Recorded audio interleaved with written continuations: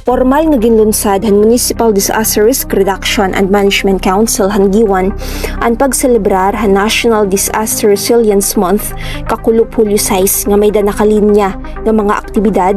na nakatalaan pagbuhaton para pagpakusog han disaster preparedness han bungto. Gintambungan inihan mga tinaglawasin mga ahensyan gobyerno han lokal nga pamunuan, uniformed personnel ng iba pa nga stakeholders kung mapagpakita hin pagkaurusa kapag sulong hin kaandaman haano man nga klase hin kalamidad. Sumalakan LDRM Officer Attorney Christian Gilbert Dado nga ang National Disaster Resilience Month yan nga tuig in ginaobserbar hat tema nga naghahanda at kumikilos tungo sa panatag na bagong Pilipinas. Nagintatagad hindoon ang importansya kaandaman, pagburublig nga aktibo nga pagpartisipar han mulupyo agud malikayan ang peligro nga durot han mga kalamidad ngan iba pang emergency.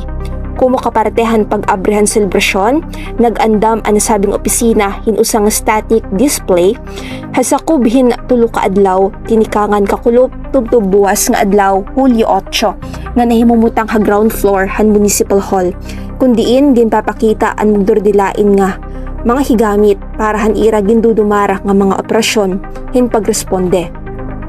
Sugad hin water search and rescue o kun WASAR equipment, high angle rescue tools and equipment,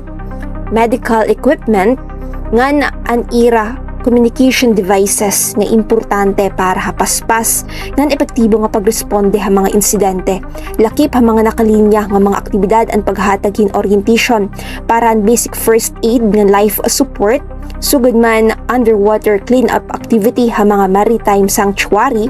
pagpartisipar han MDRMO personnel hati daraon nga Regional Rescue Jamboree ha Hulyo 12 tubtub Hulyo 17 nga usa nga paghag-id ng kompetisyon para han mga rescue team ngan emergency responders. Sugad man ang pagdistribuer ngan installation hin hazard signages ngan hazard advisory materials ha mainland ngan island barangays ngan iba pa nga mga aktibidad nga nakapokus sa pagpapahiluag han hibaro ngan pagpapakusog pa han kaandaman han publiko. Haori nga para tigintagad hinduon han MDRMO nga panuyo han disaster preparedness programs han LGU giwan nga aghatod ang kada sektor han komunidad nga maging mas andam, mabinantayon ngan maging responsable nga kasubong hapagtukod hin talwas ngan marigon nga mga komunidad.